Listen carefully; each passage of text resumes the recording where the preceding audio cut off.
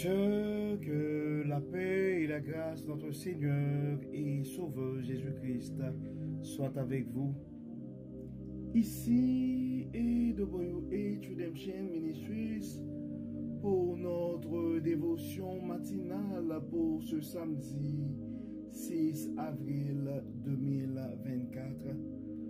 Toujours dans la mission de vous accompagner matinée après matinée sur le chemin du royaume de Dieu. Car l'essentiel, frères et sœurs, est dans le royaume de Dieu. La force est en Dieu. La puissance est en Dieu. La guérison est en Dieu. L'abondance est en Dieu. La consolation est en Dieu. C'est pourquoi nous devons chercher à tous les matins, tous les jours, le royaume de Dieu et sa justice, et toutes les autres choses nous seront données ensuite. Bon réveil mon frère, bon réveil ma sœur, bienvenue à notre dévotion matinale. Que le nom de l'Éternel soit béni, que le nom de l'Éternel soit magnifié, que le nom de l'Éternel soit exalté, car il nous a permis de passer une excellente nuit. Il nous a permis de passer une bonne semaine. Et maintenant, même si c'était difficile pour certains d'entre nous, mais on arrive aujourd'hui à la fin de la semaine. Donc que le nom de l'Éternel soit béni, que son nom soit exalté. Mon âme bénit l'Éternel, et a dit le psalmiste, et que tout ce qui est en moi bénisse son Saint-Nom. Mon âme bénit l'Éternel et n'oublie aucun de ses bienfaits. Oui, nous devons louer, frères et sœurs, nous devons honorer le nom de l'Éternel, car il nous a fait du bien. Donc, encore une fois, bon réveil mon frère, bon réveil ma soeur, disons bon réveil avec Dieu mon frère, bon réveil avec Dieu ma soeur, car nous savons, un réveil avec Dieu va nous aider à avoir une journée remplie de sa faveur, une année chargée de sa bonté et une vie comblée de ses plus riches bénédictions sur plusieurs générations. Frères et sœurs, Dieu veut continuer à nous parler à travers le psaume 34. Nous allons regarder les versets 11 à 23 encore une fois. Et Dieu veut rappeler à l'un de ses enfants bien-aimés ce matin que les afflictions font partie de l'aventure. Mais nous devons nous rappeler qu'elles ne sont pas synonymes d'un échec ou d'un abandon total de la part de Dieu. Mon frère, les afflictions font partie de l'aventure aussi. La vie, nous allons avoir des hauts et des bas dans la vie. Des moments de joie, des moments d'allégresse, mais des fois aussi des moments de tristesse et d'affliction. Mais nous devons nous rappeler que notre Dieu ne saurait nous abandonner définitivement. Donc, ces afflictions, ces moments d'affliction ne sont pas synonymes d'un échec ou d'un abandon total de la part de Dieu. Dans le verset 11, ça dit, le lion peut connaître la disette et la faim. Mais pour ceux qui se tournent vers l'Éternel, il ne manque d'aucun bien. Il ne manque d'aucun bien. Venez mes fils, écoutez, et je vous apprendrai à craindre l'Éternel qui désire une longue vie, qui souhaite vivre de nombreux jours pour goûter au bonheur, qu'il veille sur sa langue pour ne faire aucun mal. Qu'aucun propos menteur ne passe par ses lèvres. Détourne-toi du mal et fais ce qui est bien. Cherche la paix avec ténacité. Les yeux de l'Éternel se tournent vers les justes. Son oreille est tendue pour écouter leurs cris.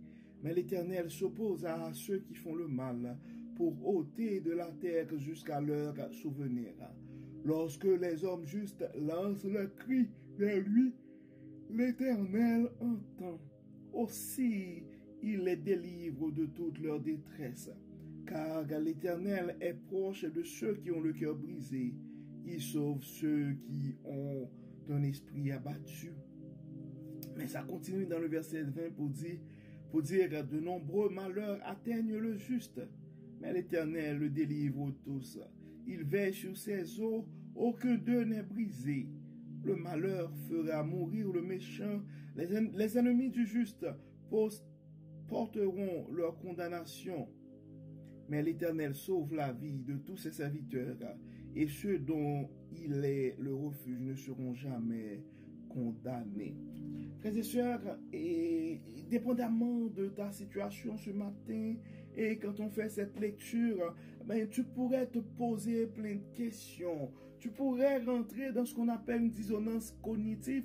En fait, il y a une sorte de tension, il y a une sorte de confusion, je dirais même, dans ce texte. Si on regarde à partir du verset 11, donc ça nous donne une certaine garantie de la part de Dieu. Ça nous donne une certaine garantie en tant qu'enfant de Dieu. Ça dit, le lion peut connaître la disette et la faim, mais ceux qui se tournent vers l'Éternel, il ne manquera aucun bien.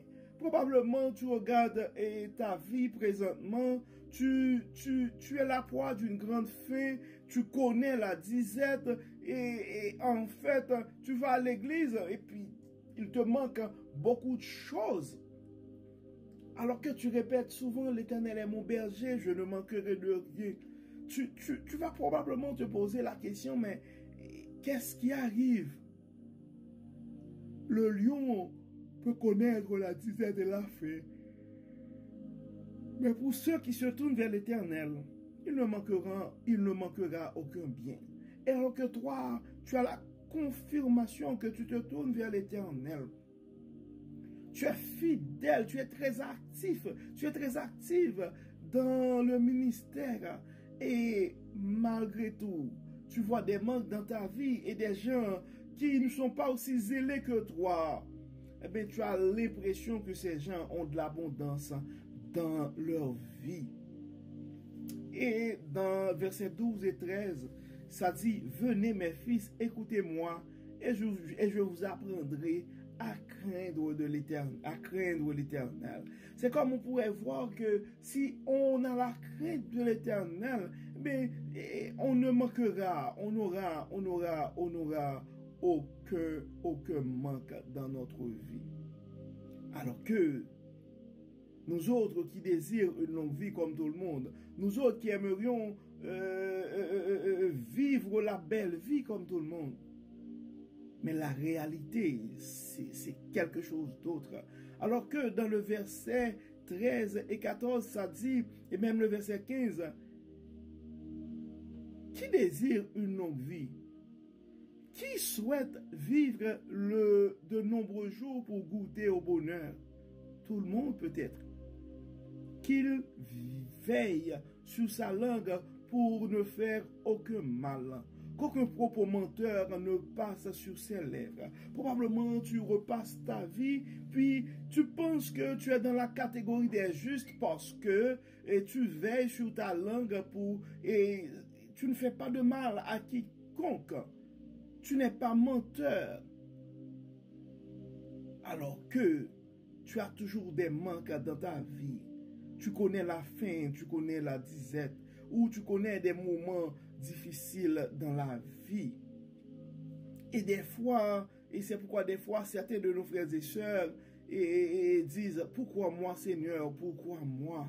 Je n'arrive pas à comprendre. Je respecte les commandements de Dieu. Mais malgré tout, je ne vois pas la manifestation de la grandeur de Dieu dans ma vie. Je ne vois pas le Dieu dans ma vie, le Dieu d'abondance dont on me parle. Alors que dans le verset 16, ça nous dit, les yeux de l'Éternel se tournent vers les justes, son oreille est tendue pour écouter leurs cris. Dans le verset 17, ça dit, mais l'Éternel s'oppose à ceux qui font le mal pour ôter de la terre,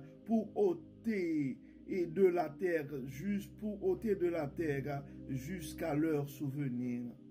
Tu regardes ces versets, puis tu vois que les gens qui font le mal autour de toi sont en train de prospérer. Eh ben, ils vivent dans l'opulence, alors que toi, c'est un scénario différent. Dans le verset 18, ça poursuit pour dire, lorsque les hommes justes lancent leurs cris vers lui, l'Éternel les entend et aussi il les délivre de toute leur détresse. Et probablement, ça fait des années que tu pries pour cette maladie, aucune solution. C'est quoi? Ça fait longtemps que tu pries pour que ton mari retourne. Ça ne donne aucun résultat. Ton enfant est toujours en prison. Ta fille est toujours mène toujours une vie qui ne fait pas ta fierté. Ton fils fait toujours de la drogue. Mais l'addiction à l'alcool, ben ça persiste toujours. Mais alors que la Bible dit qu'à l'Éternel est proche de ceux qui ont le cœur brisé, il sauve ceux qui ont un esprit abattu. Et quand tu penses à ta situation, à ta vie, et tu as envie de crier, mon Dieu, pourquoi m'as-tu abandonné? Dans le verset 20, ça dit quelque chose de majeur dans le même texte. C'est comme la Bible, ça fait une provision. Tout ce que la Bible dit en avance, c'est vrai. Notre Dieu est un Dieu fidèle. Il délivre ses enfants de toute leur détresse. Oui, l'Éternel est proche de ceux qui ont le cœur brisé. L'Éternel est proche de toi malgré ton affliction ce matin. Mais il y a un verset qui dit, le verset 20, ça dit de nombreux malheurs atteignent le juste. De nombreux malheurs atteignent le juste. Probablement tu es dans ton moment de malheur présentement. Mais il y a une garantie certaine. Mais l'Éternel le délivre tous. Le Dieu de l'espérance veut te parler ce matin. En dépit de ton affliction, le Seigneur est avec toi. Probablement, il y a une chose à apprendre dans ta situation. Dieu probablement veut te révéler quelque chose dans ta situation. Probablement, ce sont des manques d'aujourd'hui qui vont t'aider à mieux apprécier et à mieux gérer l'abondance de demain. Probablement, c'est cette situation difficile que tu es en train de vivre ce matin. Cette situation qui te donne l'impression que ta vie est un échec. Mais je te dis, non, ta vie n'est pas un échec. Dieu est en train de te former pour ta situation d'opulence de demain. Dieu est en train de te révéler la vraie personnalité de certains faux amis probablement qui étaient autour de toi. Dieu veut probablement te prouver que certaines connexions, certaines personnes ont été dans ta vie pour ta position, mais non pour la mission que Dieu t'a confiée. C'est pourquoi, si pendant tes moments d'affliction, pendant tes moments de détresse, tu vois, il y a certaines personnes qui t'abandonnent, ne te plains pas, mon frère, ne te plains pas, ma soeur.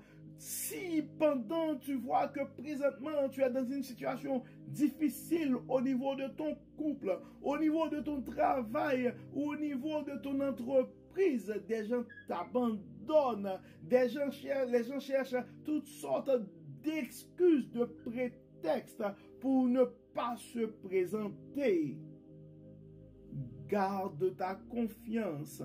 Rappelle-toi que le malheur et de nombreux malheurs atteignent le juste, mais l'Éternel le délivre tous.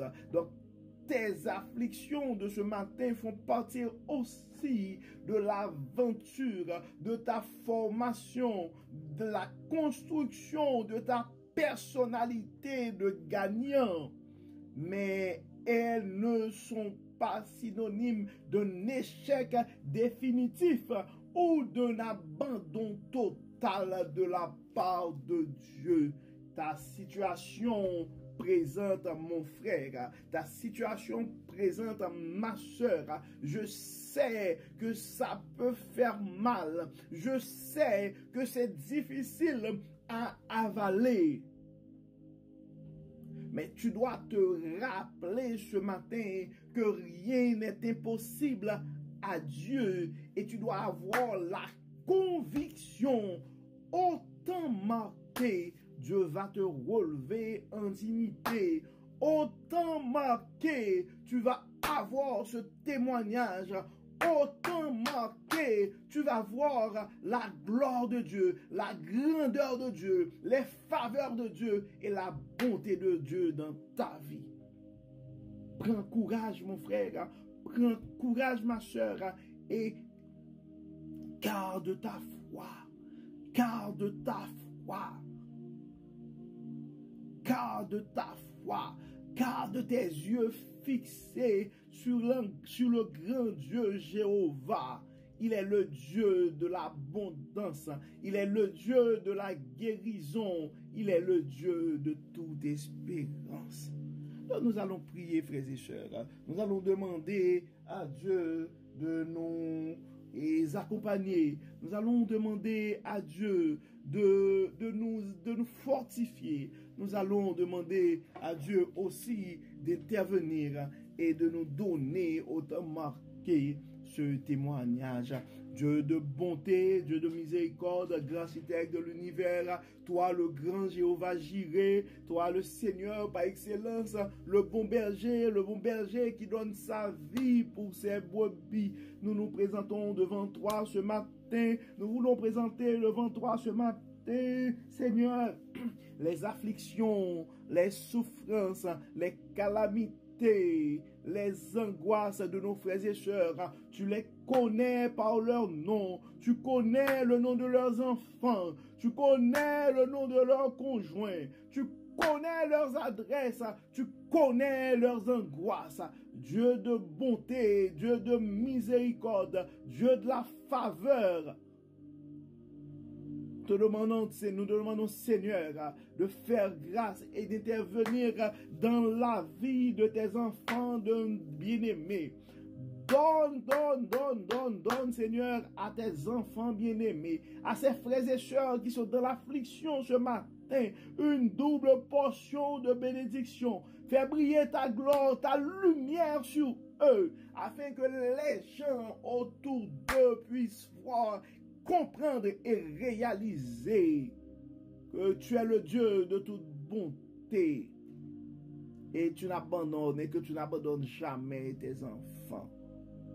Bénis Seigneur, guéris Seigneur, et que tout soit fait pour la gloire de ton nom. Au nom de Jésus. Amen. Amen. Frères et sœurs, nous arrivons au terme de notre dévotion matinale pour ce samedi 6 avril 2024. Nous espérons que votre âme a été bénie. Et d'ici là, nous vous souhaitons une excellente journée sous le regard du Dieu Tout-Puissant. Que le Seigneur nous bénisse, qu'il nous accorde sa grâce au nom de Jésus. Amen. Amen. Frères et sœurs, nous ne savons jamais ce que la parole de Dieu peut faire dans la vie de l'un de ses enfants. C'est pourquoi, encore une fois, nous allons vous demander de partager ces messages avec un frère, avec une sœur, car on ne sait jamais ce que la parole de Dieu peut faire dans la vie de l'un de ses enfants. Que le Seigneur nous bénisse, que le Seigneur nous protège, qu'il nous accorde sa grâce au nom de Jésus. Amen. Amen. Encore une fois, bon samedi et à demain. Bye bye.